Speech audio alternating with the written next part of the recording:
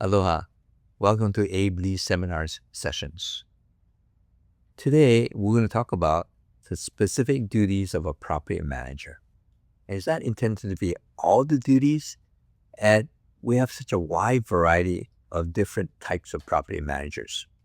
So we're going to try and cover on a generic basis the duties and responsibilities that a property manager must do. One is to investigate the tenant's credit. And that's really important because you cannot just say, oh, my gut feeling tells me this person's really good. You better get their credit report.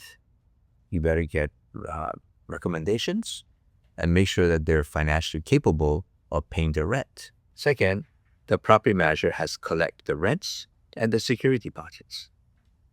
And sometimes collecting rents from tenants that are having a hard time, it's a tough job. It's not easy. And three, you have to create and supervise maintenance schedules and repairs. Now, if you have a small house that you're property managing and you've got a bunch of them, that's probably pretty easy. Or if you're managing a condominium or an apartment building, that shouldn't be too bad. But if you're managing a 40-story office building, now your responsibilities have really expanded, and you need a whole staff to actually maintain and manage that building. Everything from security to janitorial service to repairs to insurance, everything else that comes with such a big project. And the other is to supervise all purchasing. Can you imagine how much money a building owner has to spend just for the basic supplies, for the restaurant supplies, cleaning supplies, and to be able to handle emergency repairs, etc.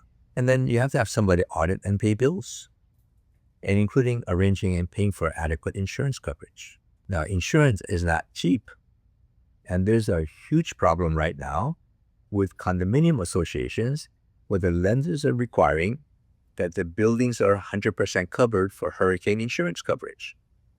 The lenders did not require that before, but now they are. So the condominium associations are now looking at, okay, if we get 100% coverage, how much will the premiums be for that increase? And it's humongous. It is increasing the maintenance fee for a lot of condominiums. They also have to scrutinize taxes and assessments, government regulations, federal fair housing laws, and Americans with disability laws. Now, if you remember a few years ago, the ADA, Americans with Disabilities Act, mandated that the building shall be handicap accessible.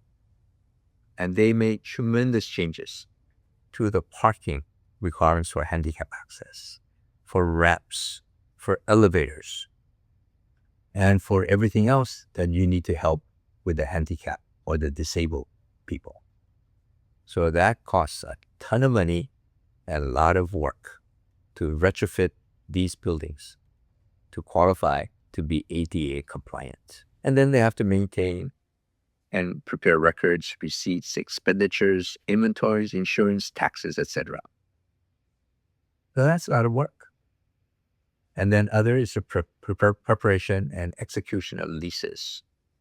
Now, if it's a simple, small office space like 500 square feet and a small renter, then maybe you can use what they call a boilerplate lease because it's not that complicated.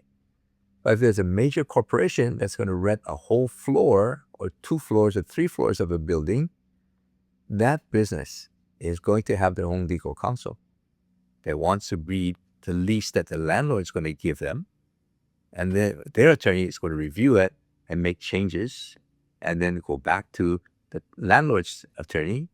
Then the landlord's attorney is going to fine-tune that changes and go back to the tenants. And this thing could go back and forth several times before they sign a 10 or 20-year lease that's going to cost millions of dollars. So the bigger the tenant, the more legal expenses you're going to have, and the more detailed the lease needs to be. And then you got advertising and publicizing vacancies. Now, we don't use the newspaper too much nowadays for advertising. And for commercial spaces, not too many people are commercial space users.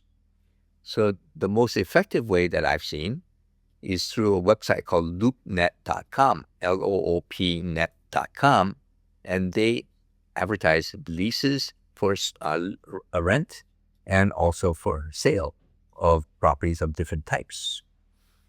Then the property leasing agent will probably get a sign, put it in front of the building and post it in and say, office space for lease, and then the company name and the phone number. So people driving by can see that there's space for lease. So these are different types of advertising that the property managers have to do, and to try and keep the cost down, because it costs money to advertise. And then you have to have knowledge. And let me read the list to you, because this is really long. Okay? Health, building code, safety standards, security problems, in addition to the other nine items that I mentioned.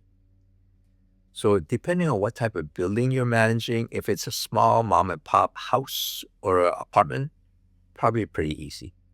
But if you're doing a high rise, or if you're doing a complex of different buildings and it's really big, then you need a full staff. So it just depends on what kind of properties are you managing as to how big a staff you need and what kind of budget do you have, etc.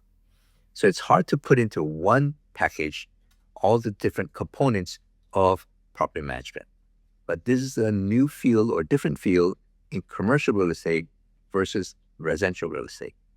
And some people love the commercial and others don't like residential, and vice versa. So hopefully there's an introduction to you of what a commercial property manager will probably be doing with their responsibilities to the landlord, and as well as residential property management. Hope this helped. Aloha.